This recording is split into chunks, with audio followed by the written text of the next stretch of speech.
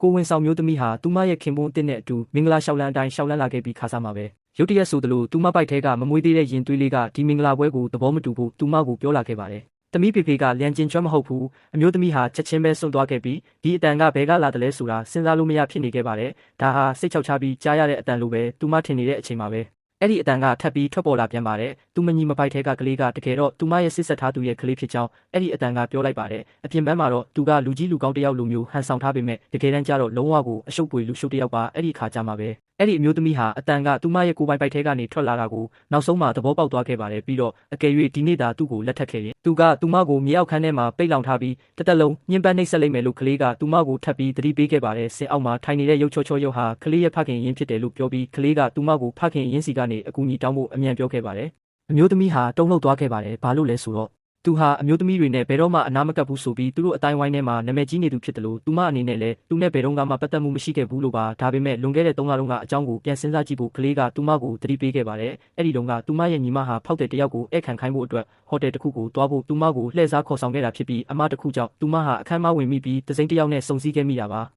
အဲ့ဒီစကလုံးတွေကအမျိုးသမီးကိုချက်ချင်းပဲအတိဝင်သွားစေခဲ့ပါတယ်။သူမဟာအရှိကလူယုံမာကိုပဲသူမရဲ့စစ်ဆက်ထားသူလို့အမြဲတမ်းထင်မှတ်ခဲ့ပြီးအဲ့ဒါကြောင့်ပဲသူ့နောက်ကိုအသေးတန်လိုက်ခဲ့တာပါ။အခုတော့သူမဟာလူမခဲမှန်တိသွားတဲ့အတွက်ဒီမင်္ဂလာပွဲကိုချက်ချင်းညှင်းပယ်လိုက်ပါတယ်။အဲ့ဒီနေရာမှာရှိတဲ့လူတိုင်းစွန့်ကုန်ကြပါတယ်။ဘာလို့လဲဆိုတော့သူမဟာစစ်ဆက်ထားသူကိုအရယူဖို့အတွက်လူပြက်တယောက်လိုစူးစမ်းခဲ့တာကိုဟိုင်ချန်မျိုးကလူတိုင်းသိထားကြလို့ပါအခုနောက်ဆုံးမှာမင်္ဂလာဆောင်ရတော့မယ့်အချိန်ကြမှာသူမကလူပုံအလဲမှာနောက်ဆုတ်သွားခဲ့တာပါသူမရဲ့စစ်ဆက်ထားသူကလည်းပြဿနာရှာမနေဘူးနဲ့အိမ်ကြမှာစကားပြောကြရအောင်လို့သူမကိုပြောခဲ့ပါတယ်ဒါပေမဲ့အခုတော့ဒီမင်္ဂလာပွဲဟာထောင်ချောက်တစ်ခုမှသူမသိသွားပြီဖြစ်လို့ဒီထောင်ချောက်ထဲကိုသူမဘလို့နီးနဲ့မှခုံမစင်းနိုင်တော့ပါဘူးသူမထွက်ပြေးတော့မယ်ဆိုတာကိုမြင်တဲ့အခါမှာတော့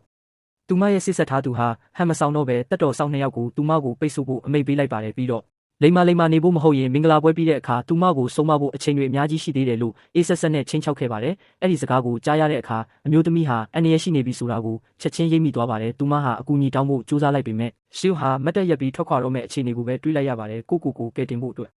သူမဟာစစ်ဆက်ထားသူရဲ့လက်ကိုအပြင်းပြင်းနဲ့ကိုက်ပစ်လိုက်ပြီးသူ့ရဲ့ချုပ်ကန်မှုကနေရုံထွက်ကစူးစီကိုပြေးသွားခဲ့ပါတယ်။ဒါပေမဲ့ကျမ်းပြင်ကအရန်ချောနေတာကြောင့်သူမလဲကျလူနီးပါဖြစ်သွားခဲ့ပါတယ်။ကံကောင်းချင်တော့အရေးကြီးတဲ့အချိန်ခိုက်တက်မှာစူကလှည့်ကြည့်ပြီးသူမကိုသူ့ရဲ့ရင်ခွင်နဲ့ဖန်ထိန်ပေးခဲ့ပါတယ်။ဒါဟာအဲ့ဒီအမျိုးသမီးအတွက်အကူအညီတောင်းဖို့အကောင်းဆုံးအခွင့်အရေးဖြစ်သွားခဲ့ပါတယ်။ကျမကိုခေါ်သွားပေးပါ။ငါကအမျိုးသမီးတွေကိုဘယ်တော့မှမထီဘူးဆိုတာမင်းမသိဘူးလား။ဆီကဒီလောက်ထိအေးဆက်လိုက်မယ်လို့အဲ့ဒီအမျိုးသမီးလုံးဝမမျှော်လင့်ထားခဲ့ပါဘူး။သူလှည့်ထွက်သွားတော့မဲ့တာကိုမြင်တဲ့အခါမှာတော့သူမပိုက်ထဲကကလေးဟာသူ့ကလေးဖြစ်တယ်လို့ပြောလိုက်ယုံကလွဲလို့သူမမှာတခြားရွေးချယ်စရာမရှိတော့ပါဘူးဒါပေမဲ့အဲ့ဒီနေရာကဘယ်သူမှသူမကိုမယုံကြပါဘူးလူတိုင်းကသူမဟာဆရာကိုကတ်တွယ်ဖို့ကြိုးစားနေတာလို့ပဲထင်မှတ်ကြပြီဆက်ကိုယ်တိုင်ကလည်းသူမကိုငွေမက်တဲ့မိန်းမတယောက်လိုပဲမြင်ခဲ့ပါတယ်သူမရဲ့ဖခင်ဖြစ်သူကတော့ဘာစာမှမပြောပဲသူမရဲ့ပါကိုပြင်းပြင်းထန်ထန်ရိုက်ချလိုက်ပြီးဆရာကိုချက်ချင်းတောင်းပန်ခဲ့ပါတယ်ဒါပေမဲ့အဲ့ဒီအမျိုးသမီးကတော့ဆီရဲ့ခန္ဓာကိုယ်ပေါ်မှာအနီရောင်မွေးရပါအမှတ်တစ်ခုရှိနေတာကိုသူမသိတယ်လို့ပုံပွင့်လင်းလင်းပဲပြောချလိုက်ပါတယ်ဆိုဟာအဲ့ဒီမွေးရပါအမှတ်ဘယ်နေရာမှာရှိတယ်ဆိုတာကိုသူ့ရဲ့မိဘတွေတောင်မှမသိကြလို့ပါအဲ့ဒါကြောင့်သူဟာသူမပြောတဲ့စကားအချို့ကိုစပြီးယုံကြည်လာခဲ့ပါတယ်သူမပိုက်ထဲကကလေးဟာသူနဲ့ပတ်သက်မှုရှိမရှိသိနိုင်ဖို့အတွက်သူဟာအဲ့ဒီနေရာမှာတင်စစ်ဆေးမှုကိုချက်ချင်းပြုလုပ်စေခဲ့ပါတယ်မျှော်လင့်ထားတဲ့အတိုင်းပဲ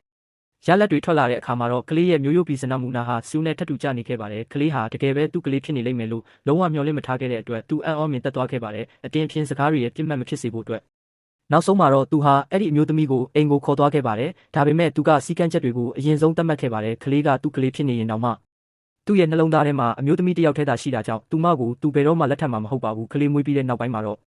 သူမအနေနဲ့ကလေးကိုခေါ်သွားနိုင်တယ်လို့ဒါမှမဟုတ်သူ့စီမှာထားခဲ့နိုင်တယ်လို့ပြောပါတယ်အမျိုးသမီးဟာဒါတွေအားလုံးကိုမျှော်လင့်ထားပြီးသားပါသူမရဲ့စစ်ဆက်ထားသူစီကနေလွတ်မြောက်အောင်သူကူညီပေးနိုင်တဲ့တော့သူမအနေနဲ့ကျေးဇူးတင်လှပါပြီသူမရဲ့ကောက်ချစ်စင်းတဲ့ညီမဖြစ်သူကတော့သူမကိုပျော်ပျော်ရွှင်ရွှင်နေထိုင်ခွင့်ဘယ်တော့မှပေးမှာမဟုတ်ဘူးဆိုတာကိုသူမမသိခဲ့ပါဘူးမျှော်လင့်ထားတဲ့အတိုင်းပဲနောက်တနေ့ဆရာကျင်းပတဲ့ပါတီပွဲမှာတော့သူမရဲ့ညီမဟာသူမရဲ့ဂုဏ်သိက္ခာကိုဖျက်ဆီးဖို့အတွက်အတုလုပ်ထားတဲ့တားဖတော်ဆက်မှုစစ်ဆေးချက်နဲ့အတူရောက်ရှိလာခဲ့ပါတယ်ငါလက်ထဲကဟာကမှတကယ်တားဖတော်ဆက်မှုစစ်ဆေးချက်အစီရင်ခံစာအစ်ဒီအစီရင်ခံစာအရနင့်ပိုက်ထဲကဒီမျိုးမစစ်ကလေးကကုရန်နီးနဲ့ဘာသွေးသားမှမတော်ဆက်ဘူး